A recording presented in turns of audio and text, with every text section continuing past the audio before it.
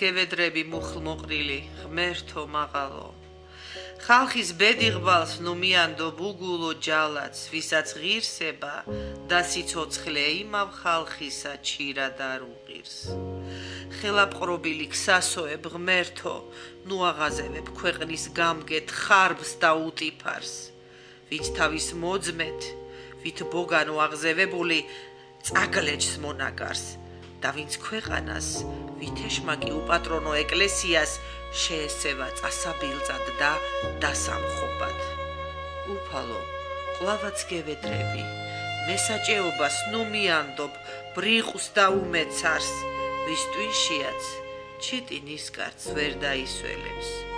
შენ შეაფერხე ფუჭის რბოლა მწყრების პასპეთთა, თხარათქურით რომ მიაჭენებენ ცხოვრების შარას, და მხოლოდ მტვრით და კორიანტელით გვივსებენ თვალებს. არა, უფალო ჩემო, არა ბოგინო წინამძღოლად, ის მობურთალი, რომელიც ლამობს, დედამიწა გააბურთალოს. საღამო მშვიდობისა, პროზაიკოსი, კინოდრამატურგი, სახელმწიფო პრემიის სამგზის ლაურეატი. განათლებით ფილოლოგი და მუსიკოსი. წლების განმავლობაში უკრავდა ოპერის თეატრის ორკესტრში, ვიოლინოზე. ასევე მუშაობდა ქართული ფილმის დრამატურგთა გაერთიანებაში და მეორე შემოქმედებითი გაერთიანების რედაქტორად. ავტორია მოთხრობებისა, სცენარებისა და რამდენიმე რომანისა. ასე მინდა გავაცნო ჩემს მაყურებელს ქალბატონი, რომელიც თავისუფლად შეიძლება ითქვას, რომ არის თელავისთვის საამაყო, იმის გამო, რომ მან შეუქმნა შთამომავლობას იმდენად ღირებულებითი შემოქმედება, რომ ალბათ დროდახანი მის შემოქმედებას ვერაფერს დააკლებს. გადაცემა პაემანი მუზასთან იმყოფება არაჩვეულებრივი თელავერი მწერლის, ქალბატონი ზაირა არსენიშვილის სახლში. საღამო მშვიდობისა, ქალბატონო ზაირა, როგორ ბრძანდებით? მადლობს, არამიშობს. როგორია ცხოვრება, აი იმდენი რამის მერე რაც თქვენ გადაიტანით და რაც თქვენ ფურცელზე გადმოგვეცით. როგორია ცხოვრება, როგორ გაიარა ამ ცხოვრებამ. იცით ალბათ ჩვენი გადაცემის დანიშნულების შესახებ, ბიოგრაფია გვაინტერესებს თქვენი და მე ნელა განვიხილოთ ყველა საკითხი, როგორ მოვედით დღევანდლამდე. რა მინდა გითხრათ იცით, ამასინად კულტურის არხზე იყო ფრანგ მწერალთან ინტერვიუ. საინტერესო ძალიან. ეს ფრანგი მწერალი ამბობდა, იცით რაო, მეო არა მაქვსო ისეთი ფანტაზიაო, რომ რაღაცა ფანტასტიკური რამეები ვწერო. მეო იმას ვწერო, რაც ჩემს ირგვლივ ხდებაო და მივდეო ჩემ იმ მაგისტრალურ ხასო, როგორც წერდაო ბალზაკიო. მერინეო ჩამოთვალა ფრანგი შესანიშნავი მწერლების სტენდალიო ეპოქალური მწერლები ფაქტიურად. ისეთი მწერლებიო. და ასე მეგონა რომ პირდაპირ ჩემი გულიდან იძახის მეთქი, იმიტომ რომ მეც იმის შესახებ ვწერ, რაც მე ვიცი. და მე შემიძლია ვთქვა, რომ არც ერთი სიტყვა არ დამიწერია, რაც მე პირადად არ განვიცდია. და ჩემს ირგვლივ არ ხდებოდა და ჩემს მახლობლებს არ გადახდენიათ თავს და ჩემს ქვეყანას აგრეთვე. ძალიან დიდი მადლობა აი ამ სიმართლისთვის და მე მინდა მაყურებელმა იცოდეს, რომ ქალბატონი ზაირა არსენიშვილი არის ძალიან მოცულობითი შემოქმედი. მე მინდა რომ მაყურებელს ვაჩვენო თქვენი შემოქმედების შესახებ და ვაჩვენო ის წიგნები, რომლის ავტორის თქვენ ბრძანდებით. ეს არის რეკვიემი ბანის, სოპრანოსა და 7 ინსტრუმენტისათვის. ეს არის აი მაგაში მივიღე სწორედ დიახ, სამი სახელმწიფო პრემია და ერთ-ერთი პრემია არის მივიღეთ აი ამ ნაწარმოების გამო. გვაქვს კიდევ ნაწარმოები ქარი ამწევი ფარდის, რომელიც ასევე ფრიად საინტერესოა და ისეთივე მადლიანი ქართულით, როგორც ჩვევია ქალბატონ ზაირას ისია შექმნილი. მე მინდა ყველა თელაველს ურჩიო, არის წიგნი თელავიდან თბილისამდე. სადაც არის მოთხრობები, სადაც არის გაცოცხლებული ძალიან ბევრი ადამიანი, რომელიც შეიძლება ჩვენი ნათესავიც კი იყოს და ჩვენი ახლობელი წინაპარიც კი იყოს. გარდა ამისა, კიდევ ნაწარმოები კოლაჟი თვარის შუქზე, რომელიც ასევე ღირებულებითია და ძალიან საინტერესოა. და ასევე ქალბატონი ზაირას არაჩვეულებრივი ისტორიულ დოკუმენტური ნამუშევარი ვასოფელო, რომელიც მინდა გითხრათ, რომ არის პირადად ჩემი, ამ გადაცემის ავტორის და წამყვანის ია მოხათელაშვილის სამაგიდო წიგნი და მე ქალბატონ ზაირას აი ამ შრომისთვის ძალიან დიდი მადლობა მინდა გადაუხადო, რომ ძალიან ახლოს გვაბრუნებს და ძალიან ლამაზ ფერებში, ნამდვილ ფერებში გვაბრუნებს იმ წარსულთან, რომელიც წარსულითაც 20-იან წლებში, 30-იან წლებში ჩვენი ქალაქი ცხოვრობდა, რომელიც არის ძალიან მძიმედ გასახსენებელი, ძალიან ძნელად გასახსენებელი, რომელსაც შეეწირა უამრავი ადამიანი, გაშავსიელებული ადამიანი, ასე ვთქვათ, და ქალბატონი ზაირაც არის ერთ-ერთი რეპრესირებული ოჯახის შვილი და აი ამ წლების მერე მისმა განცდილმა ბავშვურმა ემოციებმა ვერ ჰპოვა ადგილი მხოლოდ შიგნით და შემდგომ გადმოვიდა ეს განცდილი ყველაფერი ფურცელზე და სწორედაც ეს არის ნაწარმოები ვასოფელო, რომლის საკითხვის შემდეგაც, როდესაც წიგნი დაიხურება, თითოეული ჩვენთაგანი ნამდვილად დაფიქრდება და იტყვის ვახ სოფელო. მე მინდა რომ მოუთხროთ ბავშვობიდან ჩვენს მაყურებელს, იმიტომ რომ თქვენ ბრძანდებით თელაველი. თელავიდან მართალია თქვენი ცხოვრება ისე წავიდა რომ დაბინავდით თბილისში და ჩემი ჯგუფიც ეხლა თბილისში გეახლათ ჩასაწერად და გადასახებად, მაგრამ მაინც მინდა რომ დავიწყოთ ბავშვობიდან. კარგი იყო რომ იქ ჩაგეწერეთ თელავში. სამწუხაროდ არჩევანი ყოველთვის ჩვენზე არ არის დამოკიდებული ქალბატონ ზაირა. გარკვეული მიზეზების გამო. ნუ რა შემიძლია გითხრათ? რა შემიძლია? ჩემი მშობლიური ქალაქებია თელავი და თბილისი, რადგან აქ დიდი ხანია უკვე რაც სკოლა დავამთავრე აქ ვარ და ასევე მშობლიური სოფელი არის იყალთო. სადაც ბავშვობა მაქვს, სადაც იყვნენ ბებია, ჩემი საყვარელი ბებია და პაპა. და სადაც ბავშვობა მაქვს გატარებული, იმათთან არაფერი არ მიყვარდა ისე, როგორც იყალთოში წასვლა. და ბებიას სულ ვეუბნებოდი ხოლმე, როცა დავინახავდი ეტლს ან იმას ლინეიკა ერქვა, რომ მოდიოდა ჩვენკენ და მე უნდა წავეყვანე. ესე იგი, ბებოს ვეუბნებოდი ბებიას, ბები დამმალე რა, ამბარში ჩამსვირო არ წამიყვან.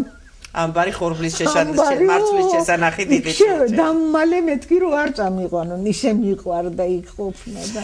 თქვენ იხსენიებთ რა კი იყალთოზე ვსაუბრობთ ნაწარმოებში ვასოფელო. რძის ტაძარი, ევა მიდიოდა. სად არის ეს რძის ტაძარი? მე პირველად გავიგე თქვენი ნაწარმოებიდან ამ ტაძრის შესახებ. ეს იცით სად არის? ეს არის ღვთაების მარცხნივ გორაზე ზევით იყო. ეხლა აღარ ვიცი ეს ნიშა დარჩა თუ არა რამე იქ.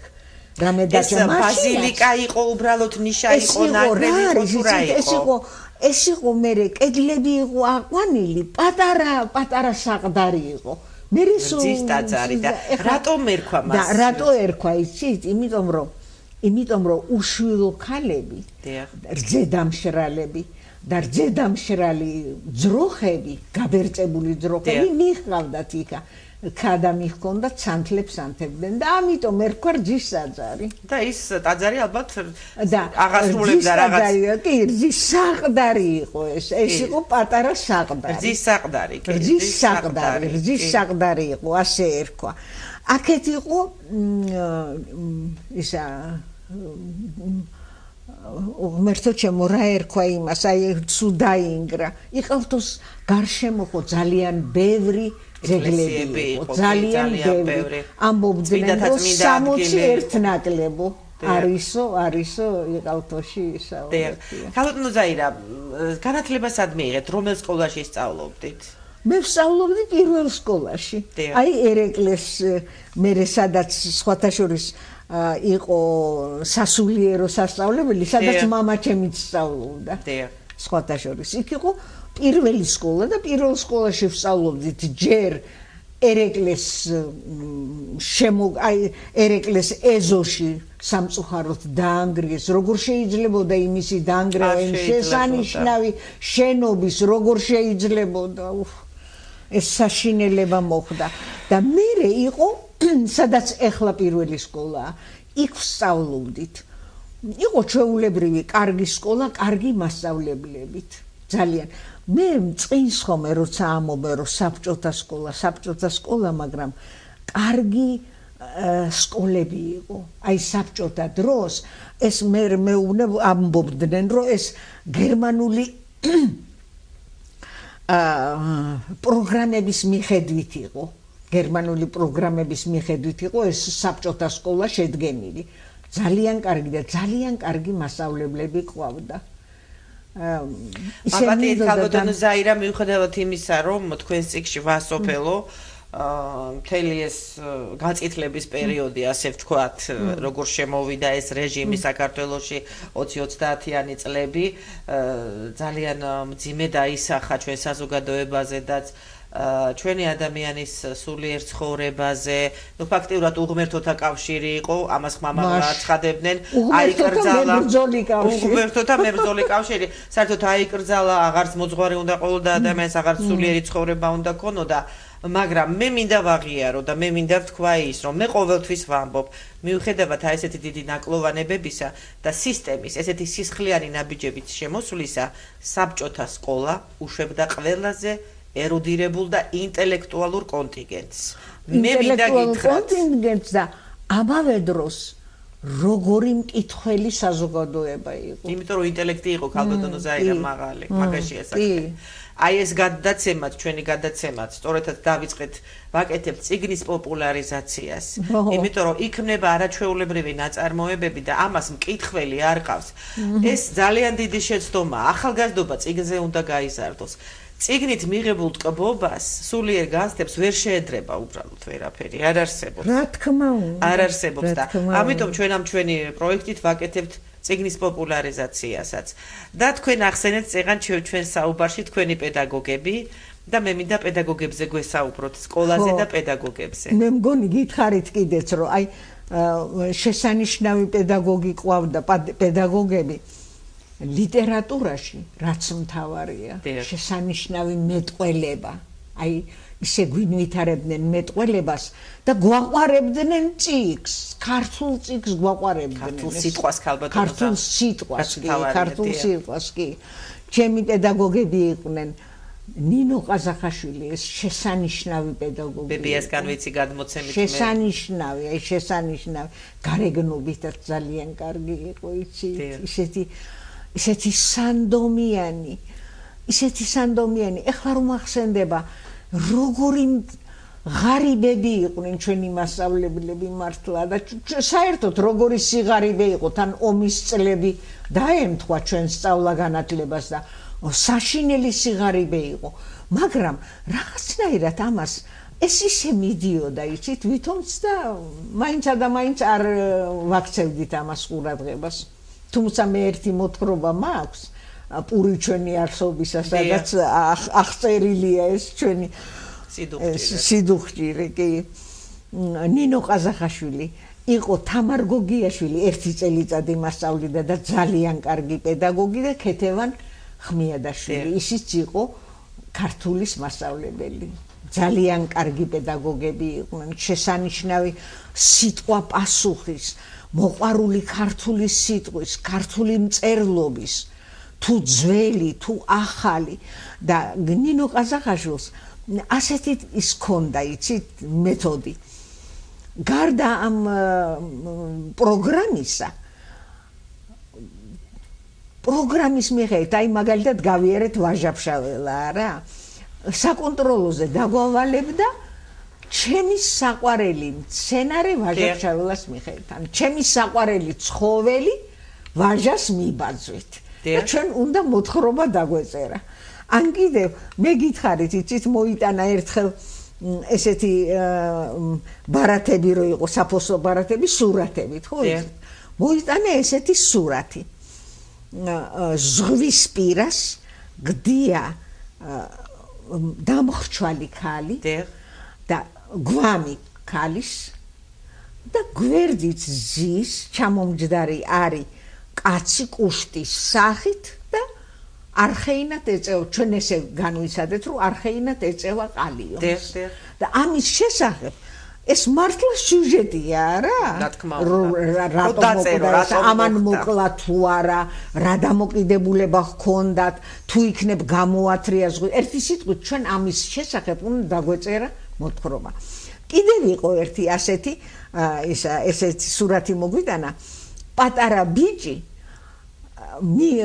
უჭირავს ხელში ნესვი და მირბის ეტყობა მოიპარა თუ ბაღში გადაძრა და იქ მოწყვიტა თუ რა და აი ამის შესახებას ამ პატარა ბიჭი არ პაპამ მისცა და ეჩქარება რომ სახში მალე წაიყოს და მალე გაჭრას ვინ იცის კი მაგრამ გავდა იმას რომ მოიპარა გავდა იმას რომ გავდა თითქოს ეს კარგი ისათქვის რომ პაპამ მისცა ჩვენ ერთხმად გადავწყვეტეთ რომ ნამდვილად მოიპარა და გარბისო ხო და აი ესეც იცით რა ძალიან ანვითარებდა ჩვენში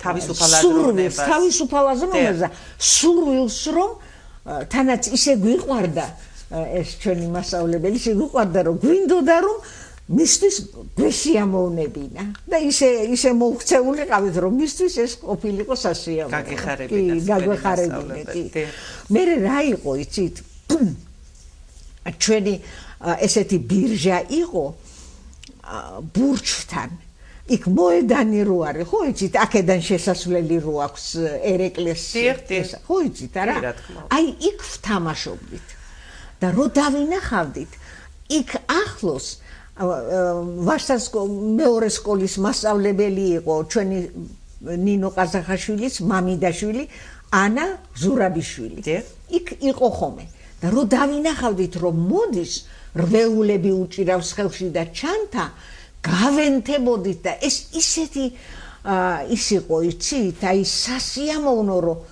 გაგვეცილებინა და არა და საცხოვრობდა იცით ტურის უბანში ზევით ტყის პირას მარქსის ქუჩა რო თავდება ქუჩა აი დაგვენებებინა თამაშისთვის თავი და გაგვეცილებინა აი როგორ გვიხაროდა ასე გვიყვარდა ძალიან ეხლა რაღაცა ეჭვმეპარება რომ დიახ ხოთაშვილის მაგ თემასაც მინდა შევეხოთ რომ მოხდა თაობათა მიდრეკილებების ცვლა ზნეობრივი ცვლა მოხდა თაობების მიუხედავად იმისა რომ თქვენმა თაობამ ჩემი მშობლების თაობამაც უფრო მეტი სიდუხჭირე გადაიტანა თავის მხრებზე ჩემი ბებიაც ქართულის პედაგოგი იყო მართი კოკევლიშვილი და იყო ყვავილიდან და დიახ ისიც იყო ასევე რეპრესირებული ოჯახიშვილი მე თქვენი ვასოფელ როდესაც წავიკითხე მინდა გითხრათ რომ მის ოჯახს 5 სახლი ჰქონდა ყვარელში და 5 სახლი ჩამოართვეს და იმ 5-ვე სახლში ორგანიზაციები განათავსეს როგორც თქვენს ნაწარმოებშია ბებიაც იყო რეპრესიის მსხვერპლი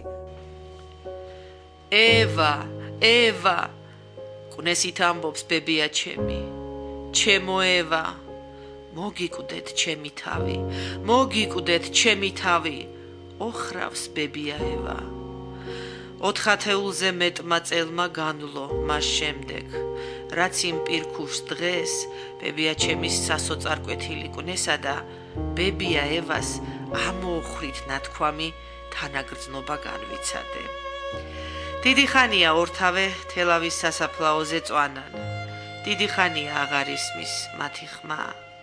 მაგრამ აი ახლა კომპრესორის გაბმულ დუგდუგში, ბულდოზერის გუგუნში, მიწის სიღრმიდან ამოტანილი ქვაღორღის ხრიალსა და მეტრო მშენებელთა გადაძახ ფილებში ამ ყურის წამღებ მუდმივ ხმაურში ვგრძნობ, რომ ჩემსკენ შორეული ხმები მოიკვლევენ გზას.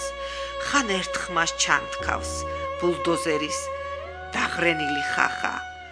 ხან მეორე ხმა წაიფორხიალებს და კომპრესორის დიდ ბორბლებში ჩავარდება. მაგრამ ისევ წარმოდგებიან. ტვერს დაიფერთხავენ. გადახვევენ ერთმანეთს ხელს და გზას გამოიკვლევენ ჩემსკენ და აი მე უკვე მკაფიოდ მესმის ევა, ჩემო ევა და ბებია ევას მოგიკვდეთ ჩემი თავი. მკაფიოდ ვხედავ ჩვენი ეზოს შემოსასვლელში თეთრად და ისფრად გათოშილ შემოდგომურებს შორის ჩქარი ნაბიჯით მომავალ ბებიაევას. მას შავი ხავერდის გრძელი ტალმა აქვს მოსხმული. თავზეც შავი ბაწრის შალი მოუხვევია და ამ სიშავეში თანაგრძნობის უქრობი კანდელივით გამოკრთის მისი მშვენიერი სახე და დიდი თაფლისფერი თვალები. მაგრამ მიუხედავად ამისა, თითქოს იმ თაობამ მიუხედავად უღმერთობის ქადაგებისა მეტად შეენარჩუნა სულიერი ღირებულებები, კულტურა, ზრდილობა, ადამიანებთან ურთიერთობის ხელოვნება. თქვენ რას ფიქრობთ? რა დავკარგეთ? რა ცვლილება მოხდა ჩვენში?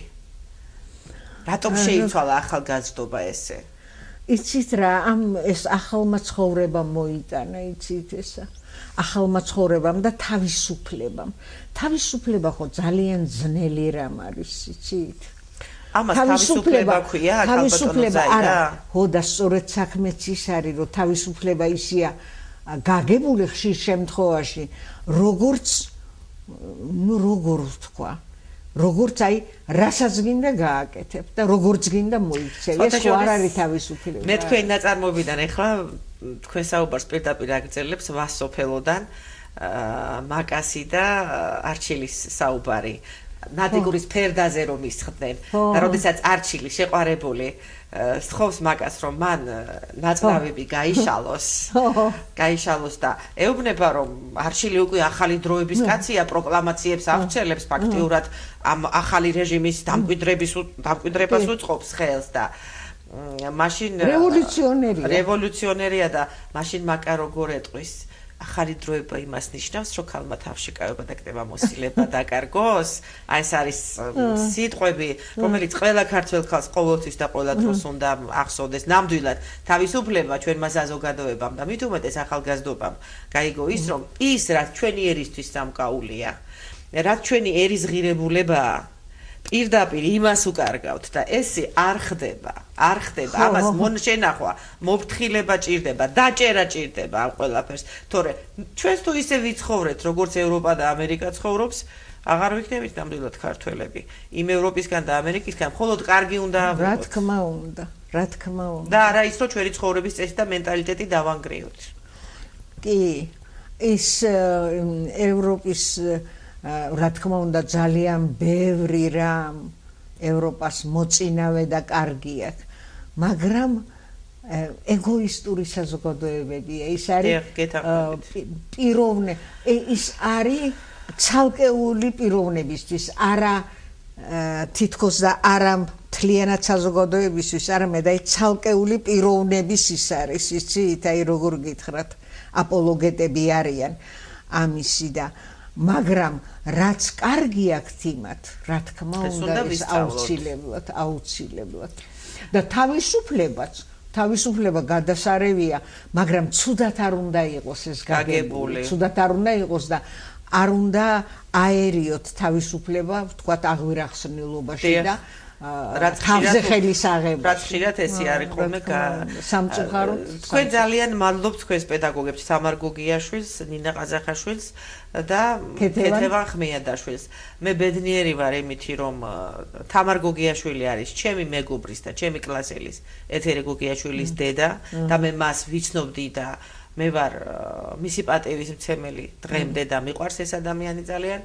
ქეთევან ხმიადაშვილი თეთრიანზე ცხოვრობდა და მეზობლები ვიყავით და მე ის ასაკიანი მახსოვს. უკვე როცა აღარ იყო გასული უკვე ავადმყოფობდა მაშინ სხვათა შორის ხშირად და მაგრამ ყაზახაშვილს არ ვიცნობდი, მაგრამ მე მინდა გითხრათ, კი, ეს მარცვალი ჩადეს პედაგოგებმა. თქვენში განვითარდა თავისუფალი აზრო, თავისუფალი თემა განვითარდა. უბრალოდ თქვენ შეგეძლოთ რომ მაგრამ მე მინდა გითხრათ, ვინ იმოქმედა ჩემზე ძალიან ყველაზე მეტად იმოქმედა დედაჩემა, რომელიც იყო საშინელი მოძულე სისტემის, საშინელი მოძულე და ამბობდა, რომ მე არ დაუშვებ იმას, რომ რაც მე მძულს, ის ჩემ შვილს უყვარდეს.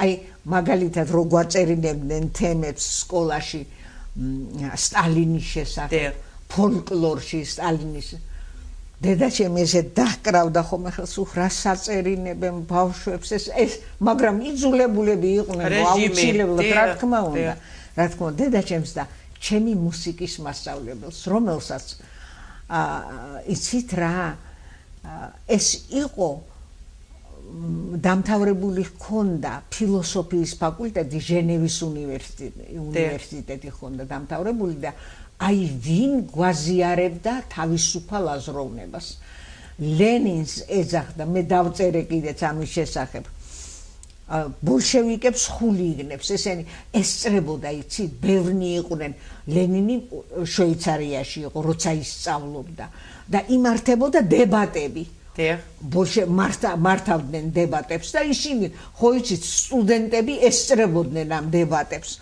და ვეუბნებოდა ხოლმე ჩემი მეგობარი იყო ზურაბ ცხაკაია რომელიც მერე ცნობილი ქირურგი იყო და ისიც სწავლობდა ერთად დავდიოდით მუსიკაზე ვიოლინოზე და ზურაბს ეუბნებოდა ზურაბ ცხაკაია მიხა ცხაკაიას რო შენი ტვინი ხონოდა რა კარგი იქნებოდა კი საქართველოს ამდერამეს არავნებდაო არავნებდა საქართველოს ამდერამესო და მას ძალიან დიდი ღვაწლი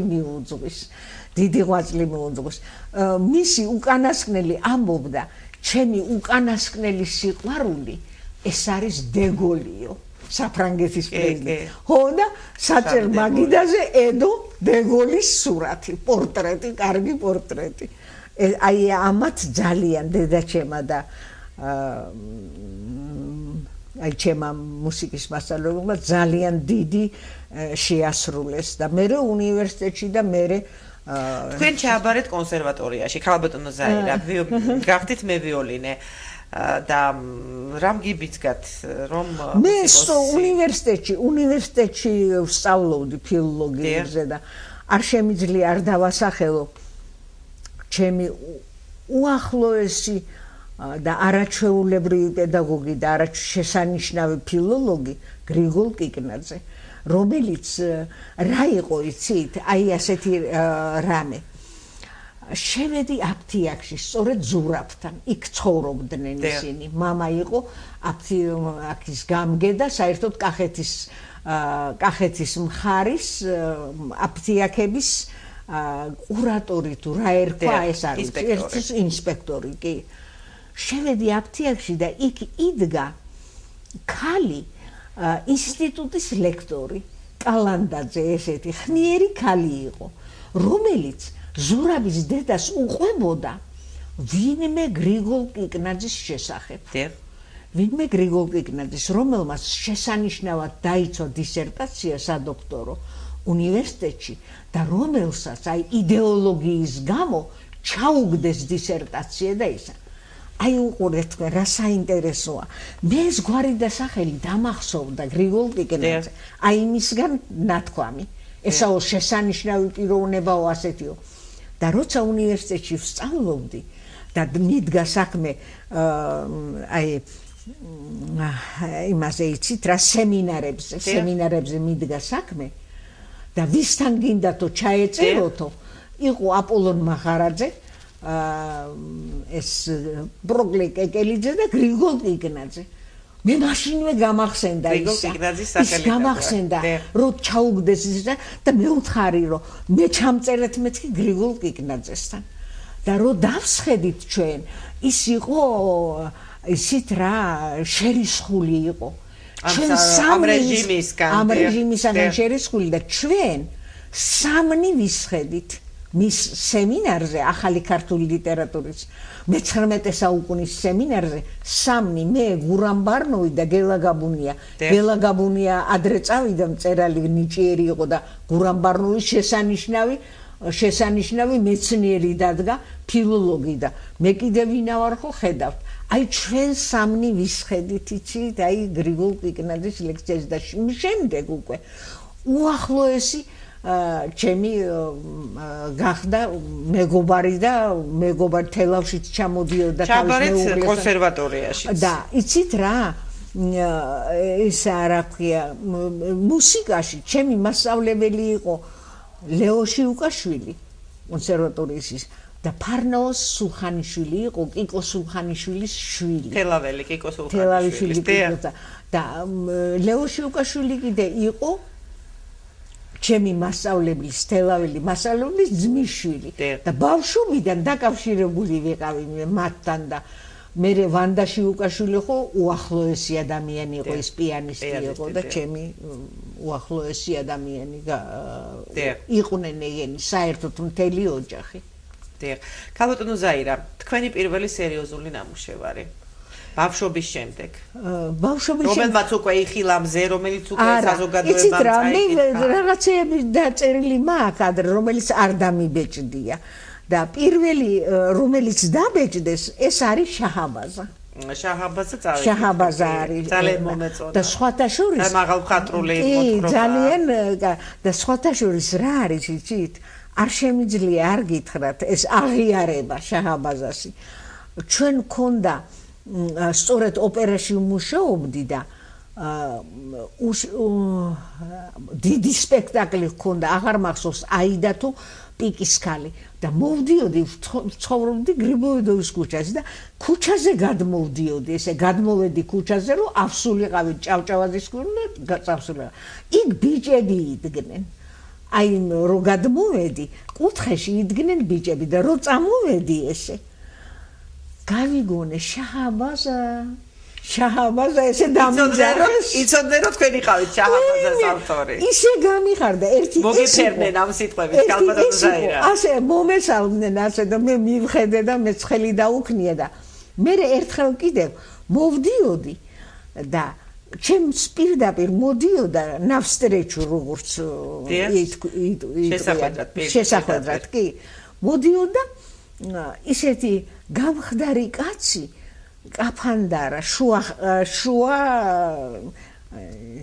შუახნის მე ასე მომეჩვენა მაშინ და ვინიცის უფრო ახალგაზრდაც იყო შუახნის კაცი და გამაჩერა თქვენ ზაირა არსენიშვილი ხართო და მე ვთხარი დიახ მეთქი შაჰაბაზას ავტორი ვარო და დიახ მეთქი აი დაიხსომეთ მე იროდიონ ქავჟარაძე ვარო იროდიონ ქავჟარაძეო და ეს დამახსოვდა მთელი სიცოცხლე აი დაიხსომეთ ჩემგანო თქვენ მწერალი ხართო უიმე როგორ მე ვხარი დიდი მადლობა მეთქი დიდი მადლობა რას ამოვთ მეთქი სტენდალიც კი თავის თავს თვლიდა დილეტანტად და ეხლა თქვენ რო ამას მეუბნებით ეს არაჩვეულებრივი რამეა მეთქი ქალბატონო ზაირა თქვენ წერდით იმ პერიოდში როდესაც ჩვენს ქვეყანაში იყო კომუნისტური სისტემა მაგრამ მაინც წერდით არ გაჩვენე ეს ნაწარმოებები ყველა არის იმ დროს დაწერილი აი რა არის იცით შექმნილი რა არის იცით მე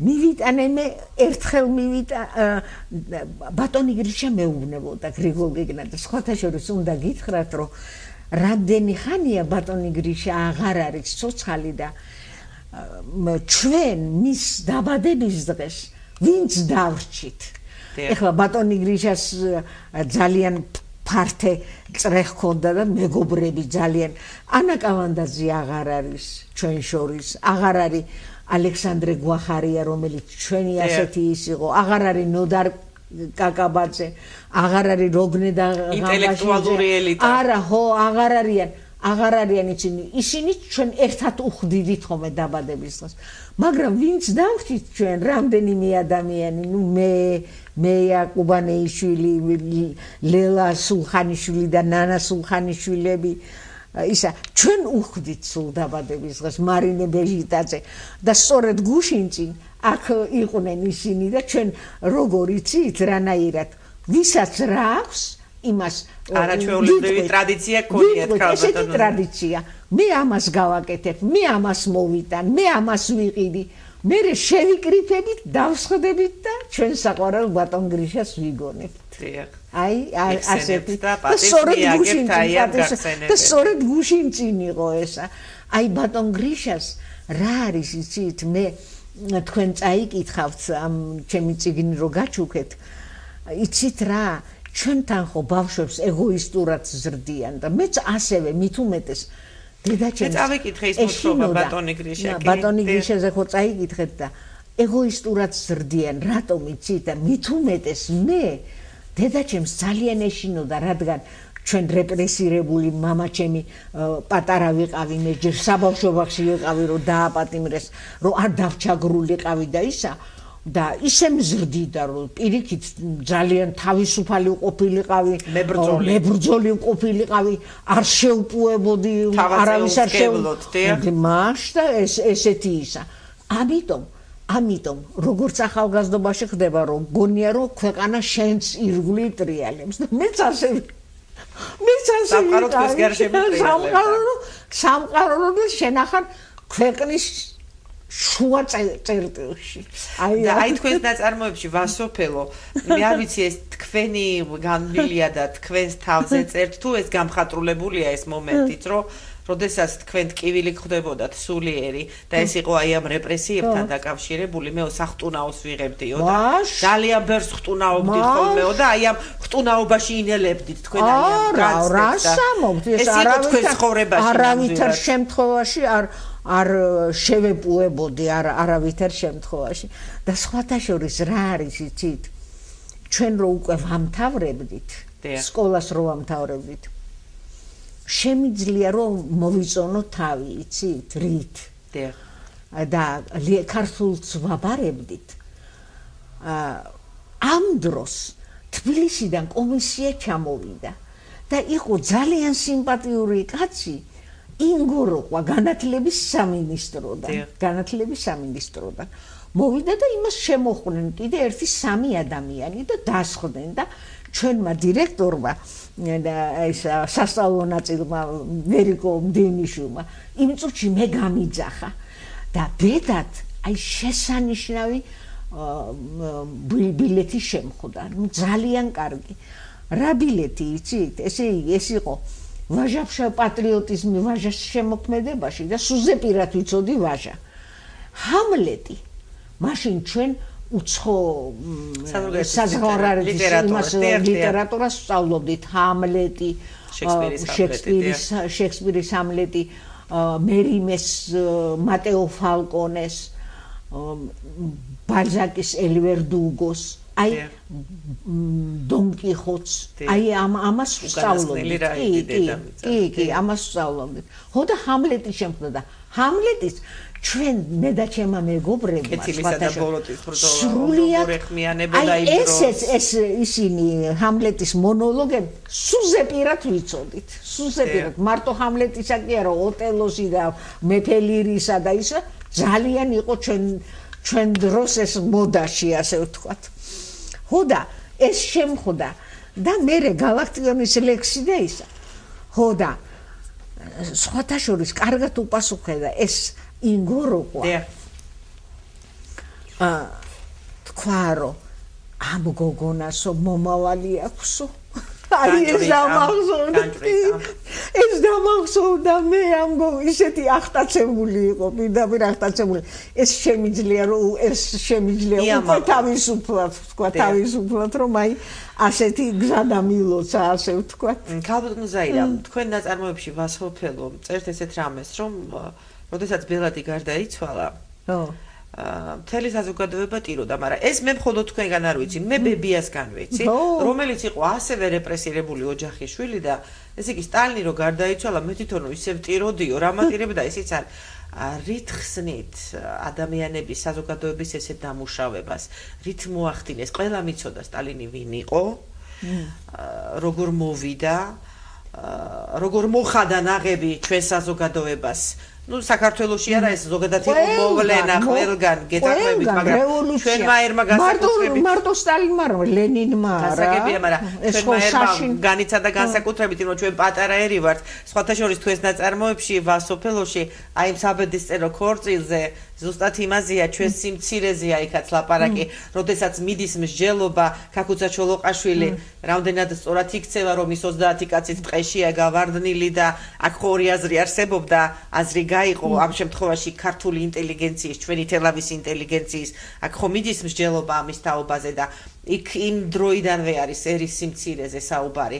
ამ რეპრესიებმა და ამ ნაღების მოხდამ ჩვენი გენოფონდი სასტიკად გაანადგურა. შეიძლება დიდმა ერმა გადაიტანოს, მაგრამ ჩვენ მცირენი ვიყავით იმ თავიდან ამ თავამდე და რას მიაწერთ იმას, რომ დაეშვა ფარდები, დაეშვა და ადამიანები მართლაც ტიროდნენ.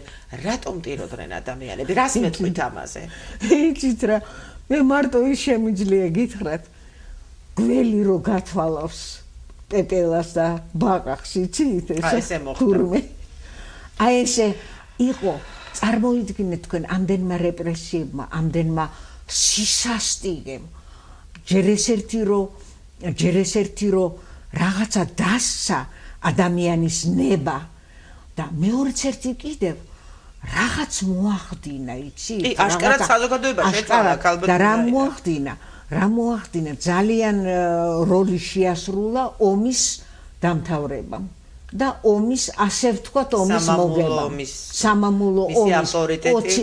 ამდენი ხალხი დაიღუპა, ამდენი მილიონები დაიღუპა. რა ენაღლებოდა სტალინს რა? სულ არ ენაღლებოდა, ეს ომით შეთანხმებული იყო. სულ არ ენაღლებოდა აბსოლუტურად ახლა ადამიანი. ხო, ახალი გადაწყვეტილება უნდა მოხდარიყო. გავლენის სფეროების.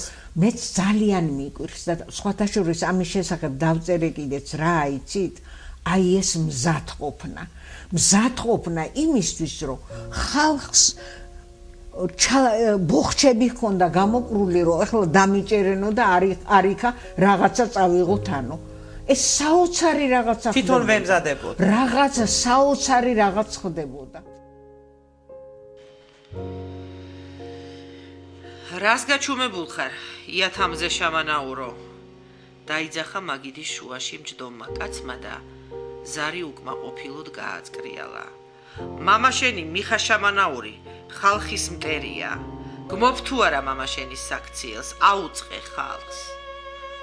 ვაჟაბშაველა. ამოიძახა და ხელები გულზე მიიჭდო. ვაჟაბშაველა, ხმას აუწია იათამზემ. ჩვენი დიდი მგოსანი, გულთამხილავი იყო და მას ესმოდა ხისა და ქვისა, ყვავილისა და ბალახისა, წყაროსი და მთისა. იათამზე სულ უფრო და უფრო უწევდა ხმას, ეგზნებოდა. დიდი თვალები უელავდა და ისეთი ლამაზი იყო, ყველამ სული განაბა. აბა ერთი რა სიტყვისო, მე ხომ ლამის აღარ სუნთქავდი, გავიგანგე. იათამზეს ყოველი სიტყვა ჩემს შიგნით ეკოსავით გაისმოდა. მას ესმოდა ფრინველისა და ცხოველისა, იმიტომ რომ ესმოდა ადამიანისა. ხო და ჩვენი გენიოსი მგოსანი მამას მეგობარი იყო. ვაჟაბშაველა, ჩემი უფროსი დის მარის ნათლია იყო. მამამ მოგონებებით დაწერა ვაჟაბშაველაზე. ვაჟაბშაველას რომ სამშობლოს ბედიღბალი აწუხებდა, განა ვის აწუხებდა ასერიგად, ვისა და ხალხის მტერს და მავნებელს ვაჟაბშაველა მეგობრად გაიხდიდა, ეძმობოდა, თვითონ ხალხის ქომაგი და მოჭირნახულე. გულისკარს გაუღებდა, ნათლიად მოეკიდებოდა, მითხარით, ვინ ხალხის მტერია, ვინ უჩინარი ხალხისა, ვისი.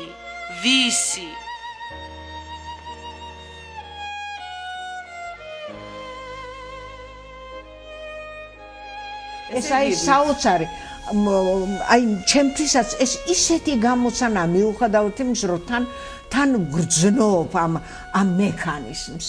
თითქოს და გრძნობ აი იმის გამო, რომ ეს ისეთი ის იყო, იცით რა, ასია თუ ისე ქვეყანა შექმნა. ხელისუფლება შექმნა სტალინმა, ამას ხო არ შეიძლება რომ ეს უარყოთ არა? და რუსეთი აზანზარა, მთელი ხალხი აზანზარა. თავისი და მერე იცით რა, ეს აგიტაცია, ეს არის საშინელი რაღაც, როგორი აგიტაცია მიდიოდა, ხო გახსოვთ? თუმცა ჩვენს ერთ ანდაზაში თქვენ გიყვართ ხოლმე ანდაზების გამოყენება, შეძახილით ხე გახმაო, მე მგონი ჩვენ საზოგადოებასაც ესე მოუვიდა, რომ ბოხჩას ნებით კრავდა ხოლმე, მაგრამ მე ვფიქრობ, მაინც ეს იყო ქართველი ადამიანის გონიერება, იმიტომ რომ ისეთი ურჩხული იყო და ისეთი ურჩხული მუშაობდა ამ დროს, რომ ჩათრევას ჩაყოლვას ამჯობინებდნენ თვითონვე ადამიანები. მე ესე ვფიქრობ, იმიტომ რომ მათ არ იცოდნენ ასაკი, აგერ თქვენს წიგშიაც 13 წლის, 14 წლის მოზარდებიც კი რეპრესირებული, მათ რა უნდა დაეშავებინათ, განა კლასობრივი მტერი, როგორ უნდა ყოფილიყო ბავშვი. ხო, აი ეს იცით რა, იყო შესანიშნავი ფილოსოფოსი თამაზ ბუაჩიძე. იმისი მამა რექტორი იყო სასოფლო-სამეურნეო, მამაც გადააუსახლეს და დედაც და ძმა სწორედ 13 წლის ბიჭი. რომ მივიდნენ თურმე ეს მაგიდის ირგული დარბოდა, ეს სურათი შეცვალა თურმე და აი ამიტომ დაიჭირეს და იქ გადასახლებაში გარდაიცვალა. მე ვფიქრობ ქალბატონო ზაირა, რომ ეს გარდა იმისა, რომ მთავრობა იყო მონდომებული, რომ ასე გაენადგურებინათ თავისუფალი აზრი და ქართული გენოფონდი, მე ვფიქრობ, რომ ქართველებში არის ხოლმე ძალიან ის შუღლის მომენტი და დამსმენობის ინსტიტუტმა ძალიან დიდად გაშალა ფრთები საქართველოში სამწუხაროდ. ეს ხო ჩვენი ერის პრობლემაა. ეს ხო მოდიოდა საუკუნეებიდან. ეს ხო ვიცით, რომ ესე იყო, არ იყო სტალინი, იყო მაშინ შაჰ-აბასი. ვიღაც იყო ჩვენი მტერი, რა მნიშვნელობა აქვს, ხო? ეს დასმენები არის ჩვენი ერის ჩვეულებაში. არა, ეს იყო სისტემა იყო ესა. დასმენების სისტემა იყო და თვითონ შესაყომელები ამობდნენ, ჩვენ რომ იმდენი დაგვეჭირა, რამდენიც დასმენა იყო, არავინ აღარ დარჩებოდა. არავინ არ დარჩებოდა საქართველოსიო. აბსოლუტურად ყველა ციხეში აღმოჩნდებოდაო. აი ამდენი დასმენები იყო. მე მინდა ჩვენმა მაყურებელმა იცოდეს, რომ აუცილებლად ყველა თელაველმა უნდა წაეკითხოს ვასოფელო, თუნდაც იმის გამო, რომ ეს დოკუმენტური ისტორიული ნაწარმოები წარმოდგენას გვიქმნის. სხვა რამეების წაიკითხონ, არა, ხო, მაგრამ იცით რა, აი თვითონ ტერიტორიულ თავისებურებაზე, იმ დროს თელავის განლაგებაზე, აი მე მაგალითად თქვენი წიგნიდან შევიტყე ის, რომ გიგოს გორა ეს იყო გიგო ვახვახიშვილის სამამულო, დიახ. ჩვენი მეზობლი. დიახ და ძალიან ბევრმა არ იცის, კი იცის, რომ გიგოს გორაზე დღეს წმინდა ნინოს ტაძარი იდგას. ეს რომ მემამული იყო ვახვახიშვილი და სურათი შეგიძლიათ მიხვიდეთ ვახვახიშვილებთან და ნახოთ სურათი. ყურთმაჯებიანი ისეთი თავადი. აი როგორც მე აღუწერ. და მან რა იცოდაო, რომ მის სამამულოში გიგოს გორაზე იხრიტებოდნენ ადამიანები, უდანაშაულო ადამიანები, სადაც დღეს ახლა წმინდა ნინოს ტაძარია აგებული და იყო ესეთი ნამდვილი გოლგოთა იყო. გოლგოთა იყო, კი. სანთლების შრიალი ისმოდა, ჩუმი, იდუმალი შრიალი. იღენთებოდა თაფლის სანთლები მიცვალებულის თავთან, კუბოს გასწვრივ. კედელში დატანებულ აგურის ვიწრო თაროზე, წყლიან სურაზე, წამდილით სავსე ქაშანურის ბადიაზე, ბუხრის თავზე. ყველგან თელ სარდაფში სანთლები ენთო და სარდაფიც ის სარდაფი აღარ იყო. ჩვენს თვალწინ გაიცრიცა და გაიფანტა სარდაფის ჩამოფხავებულ კედლებში ჩამომდგარი ბინდი. სარდაფი ახლა სავსე იყო ცვილისა და ახლად შენელებული თბილი წანდილის სურნელით. სავსე იყო ციმციმითა და შრიალით. გუნება გადამეწმინდა, ვიგრძენი შვება და ის თავისებური ნაღვლიანი ნეტარება მიცვალებულის გვერდით ყოფნა და სულის წიაღში ჩაღრმავება, რომ აღძრავს ხოლმე. უსამართლობა იქნებოდა არ დამეფასებინა ბებიასათვის ის გაბრძოლება. ჩვენ სხვა რა ძალგვიც გვეუბნებოდა ცოტა ხნის წინ ხაზგასმული სერიოზულობით და სანთლების დასტას გაზეთის ნახევს აცლიდა. პანაშვიდი არაო, ხალხის შეყრა არაო, დატირება არაო, რაც ჩვენს ხელთ არის, ის უნდა აღვასრულოთ. გასვენების წინ დავანთოთ სანთლები და სანამ ჩაიწვება სიჩუმითა და სულის წიაღში ჩაღრმავებით ვცეთ პატივი მიცვალებულს. კულელი რომელიც ისე ეს გარეგინა ისტორიული იქნება, რა თქმა უნდა, ეხლა გარეგინა იცით რა, თქვენ არ იცოდით გარეგინა? მე არა ვარ იმასაკის რომ ეგ იცოდოდა. ეს იყო ცნობილი ჯალათი. ცნობილი ჯალათი და რა საინტერესოა, იცით? მე ჩემ თვალზე არ მინდა რომ არ მინდა გარკვეული მიზეზების კი არა, სახელსაც რო ვამბობ ეს ის არის. ხო, მაგრამ ხომ იყო? მაგრამ როგორ არ იყო? და მე თვალწინ მიდგას ეს გარეგინა, იმიტომ რომ ცნობილი იყო, ცნობილი ჯალათი. მაგალითად აკეთებდა რას, იცით? ჩემი მეგობრის ეთერი გეგელიძის პაპა დახვრიტეს 24-ში. დიახ. და მივიდოდა ბებონინოსთან, ეთერის ბებიასთან და ეტყოდა რომ აბო გამატანეო რამეო.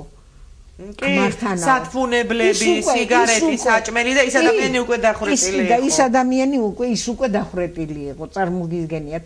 და რა საინტერესოა, აი ესეც როგორი საინტერესოა ფსიქოლოგიურად. გარეგინას და აბანოს მოლარე იყო. იჯდა აბანოს მოლარე. და სიამაყით ამბობდაო, თქვენ ხომ წერთ, მე გარეგინას დავარო. გარეგინას დავარ. ანუ აი წერ მაგას უწერა. აი რა საინტერესო. და სხვათა შორის მე ჩემ ცხოვრების სიცოცხლეში ორი ჯალათი მინახავს, ესე იგი გარეგინა და მეორე კიდე თბილისში შულმანი იყო ესეთი. შულმანი გერმანელი იყო? არა, ებრაელი. იცით რა, ჩვენ ცხოვრობდით 28 ნომერში გრიბოედოვის და ისინი ცხოვრობდნენ თავის ცოლთან ერთად 30 ნომერში.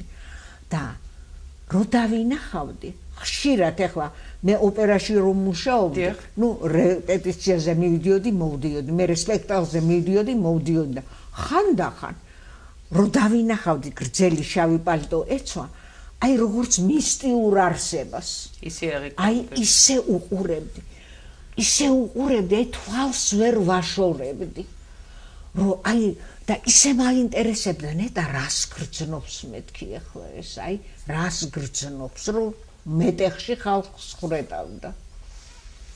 აი ეს გარეგინას მიმართაც და ამ შულმანის მიმართაც აი ასეთი ის მქონდა. ასეთი დამოკიდებული. ხო და როგორი საბედის წეროა, ესეც ისტორიული ფაქტია, რომ აგვისტოს ბოლოს მარიამობა უნდა გათენებულიყო და გიგოს გორაზე რამდენი თელავილი ადამიანი დაიხრიტა. ხო, რამდენი. რამხელა უბედურება დატრიალდა იმ დროს და ხო, არავითარი გამოსვლები არა ყოფილა და არც აჯანყება და არც ეს ხომ, ცხადია, არა. ალბათ ხალხი ფიქრობდა იმას, რომ აზრი არ ქონდა რა, უფრო და უფრო გაამწვავებდა ამ გავეშებულ მმართველობას და ალბათ მაგიტომ ვერ უძალიანდებოდნენ ქალბატონო ზაირა. მაგრამ მე ვფიქრობ, რომ როგორც ყოველთვის ხდება ხოლმე საზოგადოებაურად იყო გაახლეჩილი. ეს გაუნათლებელი ინტელექტო და ბოგანო ხალხი, რომელსაც მისცეს იარაღი და მისცეს ძალაუფლება, მათი ამ პარტაუნება ამ დროს ჩვენივრად გამოიკვება და ისინი ძალიან ადვილად მოკლავდნენ ადამიანს, თუკი მათი პირადი ამბიციები დაკმაყოფილდებოდა. თუმცა თქვენს რომანში და ესეა ცხოვრება და ამას გვასწავლის სახარება, რომ არც ერთი ის ადამიანი, რომელიც იმ სისტემას ემსახურა, გამარჯვებული არ არის. და სხვათა შორის რა არის იცით, აი მე მინდა გითხრათ, მე სწორედ მოთხრობაში ვწერ კიდეც ამას, აი ყალთოში მოხდა ასეთი რამე. ეხლა მე არ დავასახელებ. მაგრამ ვინც მოუძღოდა ბოგანოებს დასარბევად, თავადიშვილების დასარბევად. ვინც მოუძღოდა ზურგზე ბოლის ასადენად, როგორც კი. რა დაემართათ იცით? ჯერ ეს ერთი იმისი შვილთა შვილიც მკვლელი გამოდგა და რადგანაც სასამართლოში ვერ ჰპოვეს სამართალი ვერ იპოვეს იმისმა მახლობლებმა ვერ იპოვეს. მთელი სოფელი მივიდა, ძალიან კარგი ბიჭი მოკლა იმან. მთელი სოფელი შემოაწყვეს თივა და გადაუწვეს სახლი და აიყარნენ და წავიდნენ იყავთო. აი ეს არის ცნობილი ამბავი, რაც მე ვიცი. აი ალიოშას თქვენი პერსონაჟი, არ ვიცი, ალბათ ცხოვრებაში იქნებოდა რეალურად არჩილი თვითონ მსხვერპლი გახდა შემდგომ უკვე, ანუ რომელი საწყაოთიც მიუძღავ, იმავე საწყაოთი მოგეზღვება სახარებაში როგორც არის. ზუსტად არჩილი როგორი თავდადებული იყო, რევოლუციონერი იყო, ამ რევოლუციას თავი შესწირა, მაგრამ მე მოგეხსონებათ მისი შვილიშვილი ლექსოშვილი ჩიკო, როგორი ტრაგიკულად იღუპება მშობლებსაც რო გადაასახლებს და ეს პატარა ბავშვი ეძებს გამოსავალს, დაკაცებული 6 წლის ბავშვი, რომ იცი რა, მეც იაპონიის აგენტი ვარ, მეც მინდა რომ გადამასახლონ ჩემ მშობლებთან და ბოლოს მაინც მშობლობა და მშობლების მონატრება გაუხდა სიკვდილის მიზეზი, რომ ეტაპს მისდევდა და ბავშვი წაიქცა ამ დროს და სასიკვდილო ტრავმა მიიღო. სხვათა შორის რა არის იცით? ჯერ ეს რომანი დაბეჭდეს მნათობში და მნათობის ქალები მეუბნებოდნენ ის ლიტერატურული მუშაკები რომ არაო იცით რაო არ უნდა მოგეკლათ ჩიკოვო რათ მოკლაო რათ მოკვდაო მე უდგარი რა ვქნა მეთქი მეც ძალიან მეწოდება მეთქი კი არა ვტიროდი კიდეც მეთქი როცა ჩიკო კვდებოდა მე მინდა კითხოთ ეს ქალბატონი ევა ხო ევა ჩვენი ნათესავი იყო ძალიან ახლო ევა რომელიც არის ერთგულების ქალობის ყველაფრის სიმბოლო მე რა მინდა გითხრათ ჩვენი ნათესავი ევასაგან ახლობელი იყო და ძალიან ახლოს და ხშირად მოდიოდა ჩვენთან ორი რამე არის აღებული ამისაგან რა იცით სილამაზე ძალიან ლამაზი იყო და იყო ნამდვილი ტყის ქალი ჩვენ დავყავდით ხოლმე ტყეში და უყვარდა ძალიან ბუნებ აი ეს ორი რამე არის აღებული ევასაგან ეს სპირიდონი ეს მაწია და ანუ მისი პირადი ცხოვრება გაფხატრულებულია არა ეს მისი ეს უკვე მხატვრულია და რაც შეეხება აი ამ ცხვრის დახჭობას ეს პაპაჩემს მოუვიდა პაპაჩემს შეკრიფეთ ეს სხვადასხვა მოვლენები და მოაქციეთ პაპაჩემს დაეღუპა ცხვარი და ასე ჯოხები გადააგდეს და წამოვიდნენ და ეს აქეთ იქიდან არის არა მე მესმის თქვენი გავლილი ცხოვრება ერთად-ერთ მოუყარეს თქვენს ნაწარმოებებში თავი ამავე ნაწარმოებებში ახსენებთ მამა ლუკას მიუტანეს ნიგზის ხინკალი ნიგზის ხინკალი იქნებ მითხრათ მე გავიგე ამ ნაწარმოებიდან პირველად ნიგზის ხინკლის შესახებ და როგორ კეთდებოდა ნიგზის აი უნდა დანაღოთ ნიგოზი ცოტა ნიორი შეურიოთ ცომი გაავტყელოთ როგორც ისა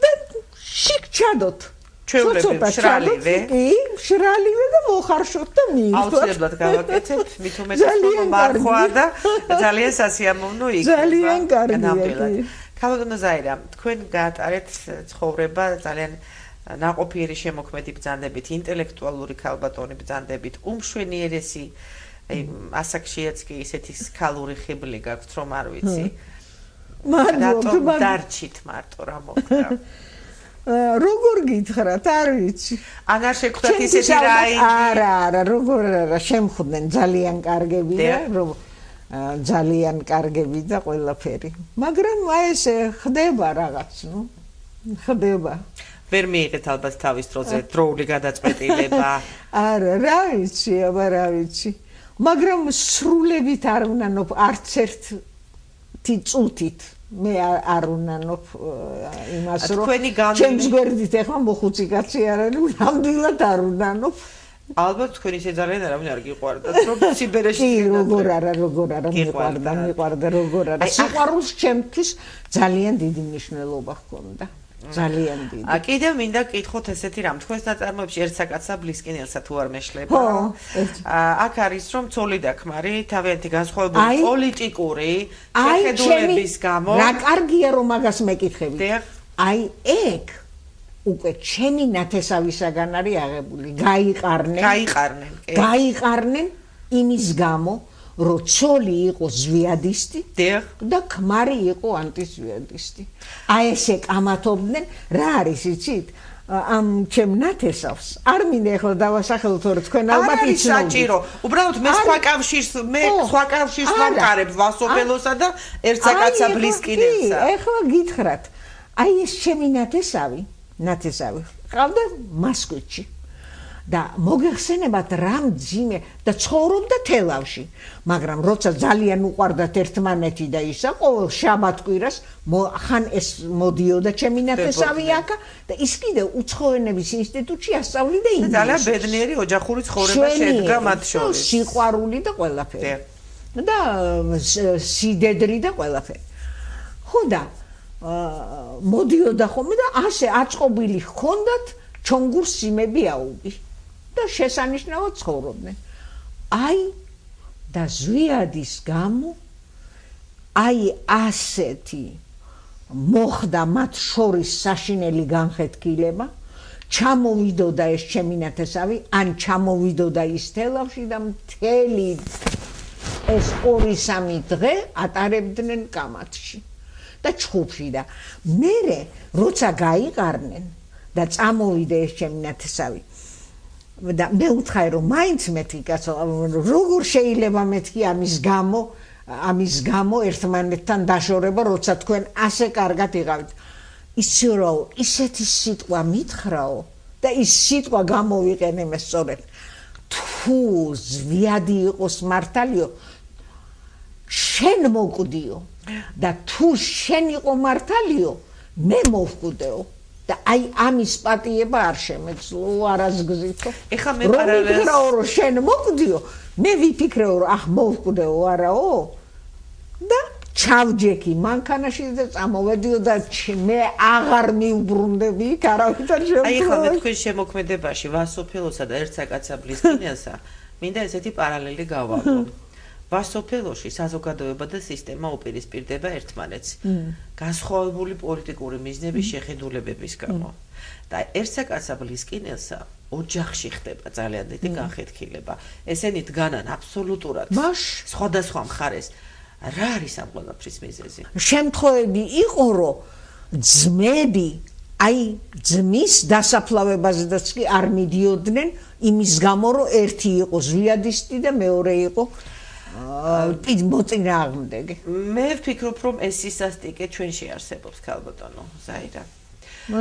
და ვფიქრობ კიდევ იმას, რომ სისასტიკეს ყვებავს და დაუნდობლობას ადამიანებში სულიერების დაბალი დონე. ეს როგორ შეიძლება ჩემი მეგობარი, უახლოესი მეგობარი, არც მინდა დავასახელო ფილოლოგი და დოქტორი და ისა. აი გახდა ზვიადისტი და ყველა ჩამოგვიშორა. მე ვამბობდი რომ მე არასოდეს პოლიტიკაში არ ჩავრეულ ვარ. არასოდეს. თქვენი ქალი ბრძანდებით, რასთან? არასოდეს. ეს რანაირად შეიძლებოდა?